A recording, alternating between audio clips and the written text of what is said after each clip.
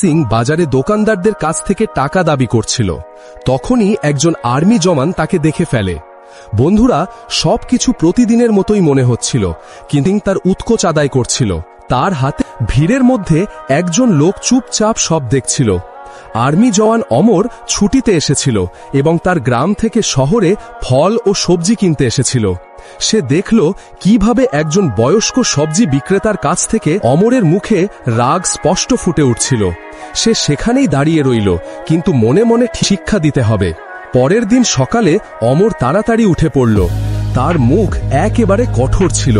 প্রায় 1 ঘন্টা পর তার আসার সঙ্গে সঙ্গে ঠেলাগাড়ির দোকানদাররা এদিক ওদিক পালাতে লাগল। কেউ কেউ তাড়াতাড়ি টাকা দিয়ে পিছু ছাড়ালো। যখন অজিত অমরের ঠেলাগাড়ির কাছে এলো, তখন সে না দেখেই হাত বাড়িয়ে বলল, চল টাকা বের কর।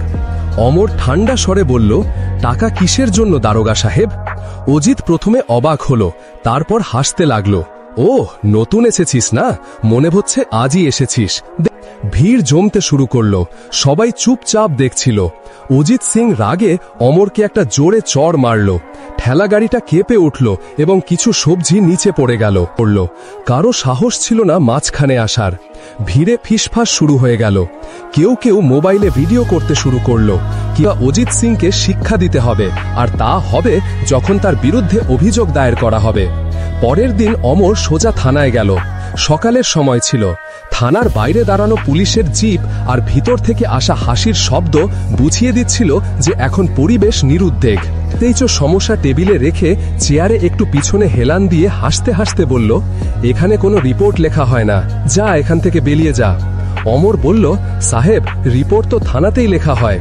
এসএইচও বলল, রিপোর্ট লেখা হবে, কিন্তু এসএইচও ঠান্ডা মুখে বলল, এটা আমাদের থানার নিয়ম, দিতে পারলে ঠিক আছে, না পারলে এখান থেকে যা, আমাদের সময় নষ্ট করিস না।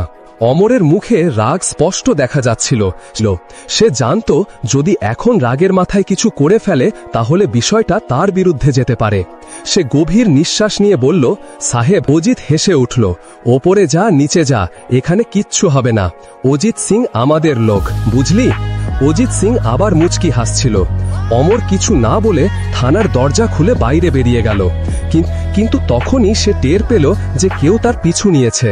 সে না তাকিয়ে দ্রুত পায়ে রাস্তা পার হয়ে গেল। বাজার তখনও লোকে ভরা ছিল। সবজি বিক্রেতা ছিল। তাদের চোখে একটা অদ্ভুত চমক ছিল। খুব বাহাদুর হচ্ছিস না, এখনই তোকে আসল আইন বোঝাচ্ছি, একজন বলল। অমর কি করে হলো এসএইচও আর দারোগা অজিত সিং এর সামনে কথা বলার? অমর বলল, কনস্টেবলদের ওপর কোনো প্রভাব পড়ল না। তারা আবার অমরের ওপর ঝাঁপিয়ে পড়ল।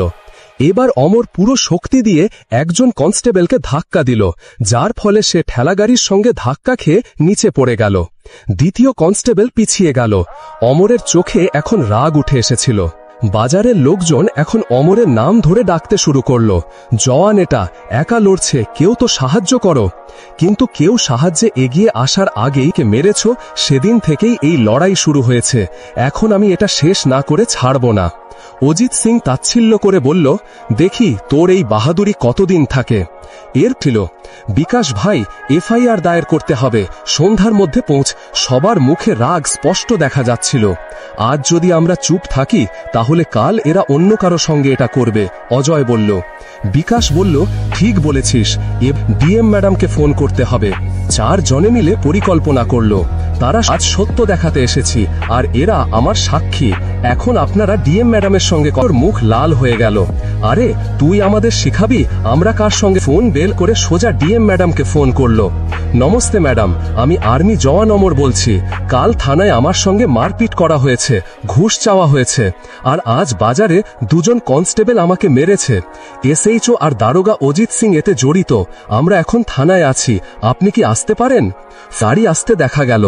ডিএম ম্যাডাম তার সরকারি গাড়ি থেকে নেমে সোজা ভিতরে এলেন এবং বললেন, কোনটা অমর? অমর এগিয়ে গেল। জি আমি, পুরো ঘটনা বলছি। ডিএম ম্যাডাম আদেশ দিলেন। অমর শুরু থেকে বাজারের ঘটনা পর্যন্ত সব বলল। সব মিথ্যে বলছে। ডিএম ম্যাডাম চিৎকার করে বললেন, মিথ্যে? ভিডিওতে স্পষ্ট দেখা যাচ্ছে তুমি চড় মারছ, এটাও কি মিথ্যে? তারপর তিনি মহিলা সাব ইন্সপেক্টরকে আদেশ দিলেন, এখনই এসএইচও আর দারোগাকে সাসপেন্ড করো। তখনই ডিএম ম্যাডাম আদেশ দিলেন, তোমাকে এখনই সাসপেন্ড করা হচ্ছে।